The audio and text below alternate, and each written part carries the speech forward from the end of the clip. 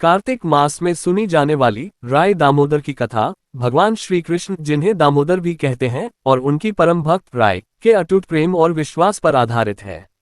ये कथा विशेष रूप से कार्तिक स्नान और व्रत करने वाली महिलाएं हर दिन सुनती हैं, क्योंकि इसे सुनने से कार्तिक मास के व्रत का पूरा फल मिलता है। यहाँ कथा का सार संक्षेप में दिया जा रहा है। राय दामोदर की कथा संक्षेप में।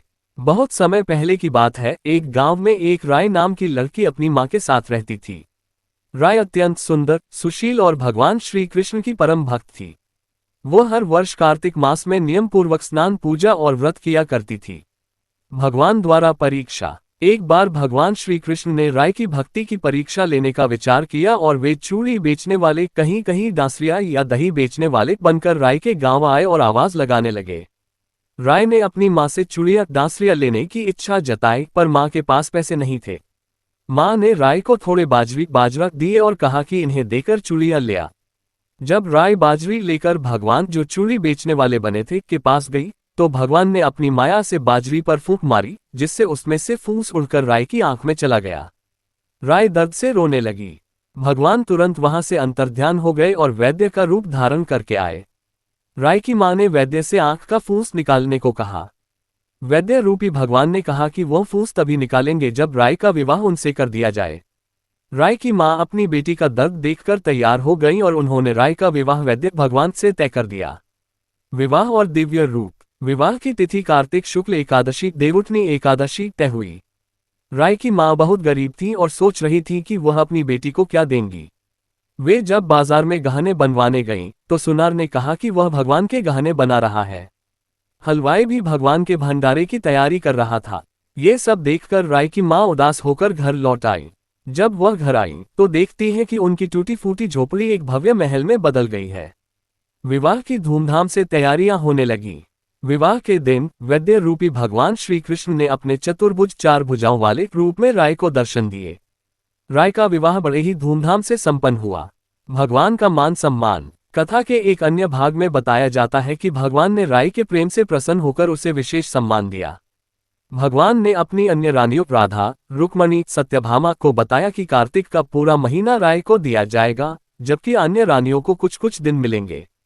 इस प्रकार भगवान ने अपनी सच्ची और भोली भक्त राय को सभी रानियों से ऊपर का मान दिया। फल। कथा के अंत में कहा जाता है कि हे भगवान, जैसे आपने राय को मान दिया, वैसे ही सबको देना। जो कोई कार्तिक मास में राय दामोदर की कथा सुने, उसके सभी दुख दूर करना और उसकी सभी मनोकामनाएं पूरी करना। इस कथा को सुनने से यह शिक्षा मिलती है कि भगवान श्री कृष्ण अपने सच्चे भक्तों की परीक्षा अवश्य लेते हैं, पर अंत में उन्हें दर्शन देते हैं और उनके सभी कष्टों को दूर करके उन्हें सर्वोच्च स्थान प्रदान करते हैं। कार्तिक मास में इस कथा को सुनने से भगवान दामोदर की कृपा प्राप्त होती है। कार्तिक पूर्णिमा के अगले दिन, जिसे पड़वा भी कहते हैं, चिड़ाचिड़ी की कहानी सुनने और घरौंदा, छोटा घर बनाने की परंपरा है। ये कथा और पूजन मुख्य रूप से अपना खुद का मकान बनवाने की मनोकामना पूरी करने के लिए किया जाता है। यहाँ कथा और घर बनाने की विधि की संक्षिप्त जानकारी दी जा रही है। हालांकि विस्तृत कथा और विधि के लिए आपको धार्मिक ग्रंथों या किसी जानकार से सुनना उचित होगा। चिड़ाचिड़ी की कथा संक्षेप में। ये कथा एक चिड़ा और चिड़ी की है, जो बहुत गरीब होते हैं और अपने रहने के लिए एक छोटा सा घर बनाना चाहते हैं। वे हर रोज मेहनत करते हैं और तिनका तिनका जोड़कर घर बनाते हैं। कथा में बताया जाता है कि कैसे वे थोड़ी थोड़ी सामग्री इकट्ठा करते हैं और बड़ी मुश्किल से अपना छोटा सा घर बनाते हैं। इस कहानी में चिड़ाचिड़ी की ईमानदारी, मेहनत और ईश्वर के प्रति उनकी आस्था का महत्व बताया जाता है। अंत में भगवान उनकी मेहनत से प्रसन्न होकर उनकी मनोकामना पूरी करते हैं और उन्हें सुंदर घर प्रदान करते हैं। ये कथा घर बनाने की इच्छा रखने वालों को धैर्य और प्रयास का महत्व सिखाती है। घरौंदा, छोटा घर बनाने और पूजन की विधि। ये घरौंदा आटे या चावल के आटे से बनाया जाता है। सामग्री: चावल का आटा या गेहूं का आटा, पानी, खील, बताशी, मिठाई भोग के लिए, दीपक और धूप, खिचड़ी भोग के लिए और दान करने के लिए, कच्चा सूत या छोटे कपड़े चिड़ाचिड़ी को पहनाने के लिए। विधि: घरौंदा बनाना। आटे को गूंथकर उससे एक छोटा सा घर मकान बनाते हैं। ये प्रतीकात्मक रूप से मिट्टी या पक्के घर जैसा होता है। इसी आटे से 2 छोटी आकृतियां, एक चिड़ा और एक चिड़ी, बनाते हैं और उन्हें घर के बीच में स्थापित करते हैं। चिड़ाचिड़ी को कपड़े पहनाए जाते हैं या कच्चा सूत लपेटा जाता है। घरौंदे के अंदर प्रतीकात्मक रूप से घर का सामान जैसे बिस्तर, चूल्हा आदि भी आटे से बनाया जा सकता है। पूजन। घरौंदे के पास दीपक जलाया जाता है और धूप अर्पित की जाती है। चिड़ा-चिड़ी और ठाकुर जी विष्णु भगवान को खील और बताशी का भोग लगाया जाता है। इस दिन विशेष रूप से खिचड़ी, दाल चावल बनाकर ठाकुर जी को भोग लगाया जाता है और बाद में स्वयं प्रसाद के रूप में ग्रहण किया जाता है। कथा श्रवण। इसके बाद चिड़ा-चिड़ी की कथा सुनी जाती है।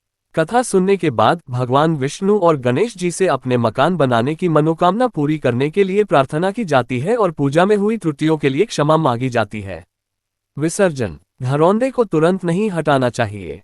यदि पूजा सुबह की है तो शाम को, और यदि शाम को की है तो अगले दिन सुबह घरौंदे को हटाया जाता है। घरौंदा बनाने में उपयोग किए गए आटे, चिड़ा-चिड़ी की आकृतियां और खील बताशी को इकट्ठा करके गाय को खिला देना चाहिए, या चींटियों या पक्षियों को डाल देना चाहिए, या किसी जलाशय में मछलियों को भी दिया जा सकता है। खिचड़ी और दक्षिणा किसी गरीब या जरूरतमंद व्यक्ति को दान कर दी जाती है या मंदिर में दे दी जाती है। ये पूजा और कथा उन लोगों के लिए विशेष महत्व रखती है जो अपना घर बनवाना चाहते हैं।